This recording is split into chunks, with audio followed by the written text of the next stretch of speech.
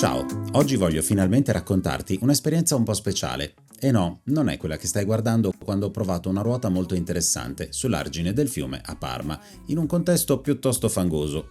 No, questa storia ha a che fare con le Olimpiadi che si stanno tenendo proprio adesso. Ho atteso un po' per raccontarla, per lasciar sedimentare le mie emozioni e spero di riuscire a trasmettere anche solo una piccola parte di quello che ha significato per me questa piccola avventura. Ebbene sì, ho partecipato come attrazione per uno degli sponsor che precedeva il tedoforo della fiaccola olimpica per Milano Cortina 2026. Sì, proprio io, con il mio monoruota elettrico, a sfrecciare davanti alla fiamma sacra.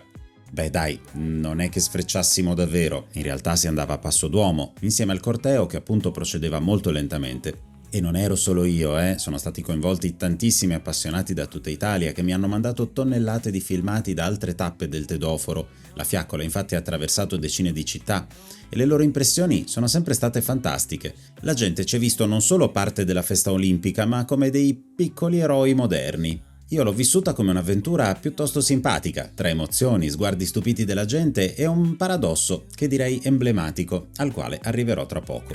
Ma andiamo con ordine. Il tutto è iniziato un po' di tempo fa con la Scuola Italiana Monoruota, un'associazione molto attiva, della quale faccio parte proprio da quest'anno, che promuove il monoruota elettrico come sport, mezzo di trasporto e passione pura. Loro mi hanno proposto di partecipare al corteo degli sponsor, con la monoruota ovviamente, precedendo la fiaccola olimpica nelle sue tappe italiane. Ed io, ovviamente, ho detto di sì al volo, rendendomi disponibile purtroppo solo per le ultime 2 date a Bologna e Parma. Quello che mi ha fatto decidere non è solo il fatto di poter partecipare ad un evento importante, forse il più importante nel mondo dello sport. La cosa bella per me era far vedere alle persone che esiste questo mezzo, che può essere gestito anche all'interno di situazioni un po' più caotiche, che non è pericoloso e anzi consente di passeggiare in piena sicurezza. Ed in effetti noi, con i nostri monoruota, avremo aperto il corteo attirando l'attenzione e mostrando comunque quanto sia agile e spettacolare questo mezzo. All'arrivo della prima data a Bologna, purtroppo una nevicata ha coperto la città. La situazione a Bologna è più o meno questa. Noi saremmo anche stati disponibili, infatti ci siamo fatti un bel giro con un po' di neve, gettando le basi per una scampagnata in montagna con ancora più neve e trovi video del monoruota sulla neve sul mio canale. Ma gli organizzatori hanno preferito non rischiare, sicurezza prima di tutto. Peccato, la fiaccola è passata lo stesso e il mio battesimo però è saltato. Per fortuna che mi ero tenuto libero per andare anche a Parma. E lì, è stato magico. Un primo piccolo tour di Parma, sì, quello che hai visto all'inizio, bello ricoperto di fango, conclusosi poi con una bella lavata all'autolavaggio. All'imbrunire abbiamo fatto poi un giro turistico all'interno della città, veramente molto bella, che non conoscevo così bene e non vedo l'ora di ritornare per visitarla ancora meglio. Poi abbiamo raggiunto il convoglio con la fiamma olimpica in arrivo e siamo quindi partiti con il nostro sponsor. Siete in 3 o in più? Siamo in 3. 3, ok.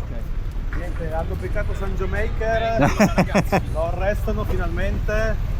Ciao ragazzi! Incredibile, ma strade affollate, gente che applaude e musica a tutto volume. Eccoli qui i nostri amici, li avevamo annunciati con la ruota a fare freestyle a fianco del nostro track, ragazzi. Davvero non credevo avrei trovato tante persone, famiglie, bambini, nonni, tutti con la curiosità e l'entusiasmo contagioso del corteo.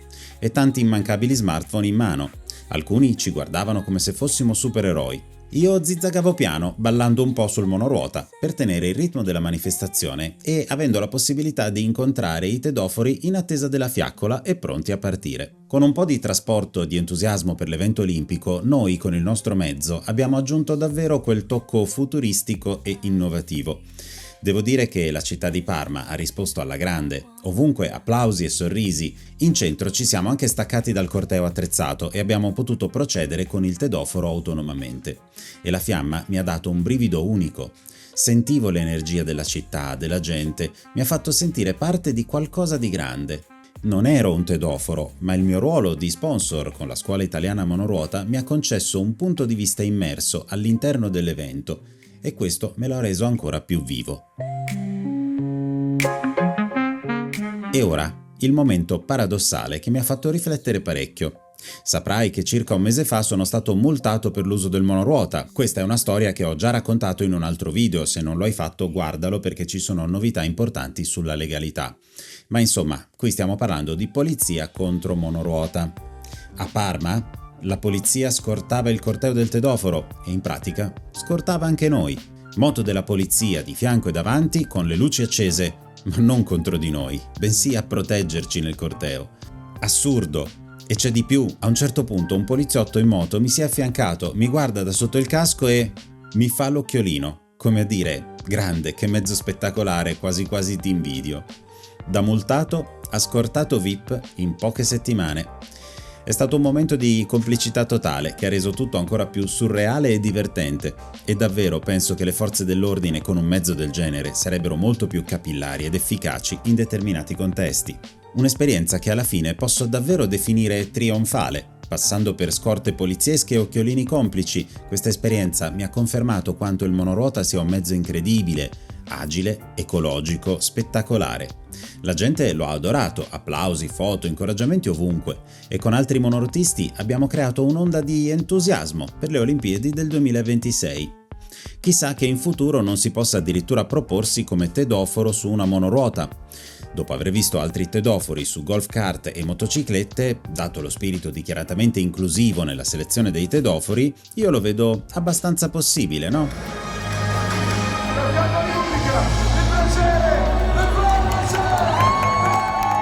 Questa piccola avventura è giunta al termine e spero che anche a te abbia lasciato una piccola emozione.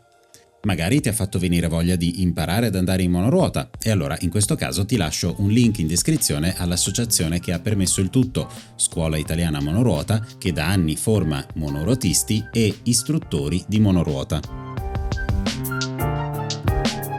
Sono curioso di sapere se magari ci hai visto passare perché eri tra il pubblico, fammelo sapere in un commento. Un like è sempre un gradito riconoscimento alla passione che alimenta questo canale. E se non l'hai ancora fatto, iscriviti per altri videotech e avventure in monoruota. Alla prossima e che la fiamma sia con voi!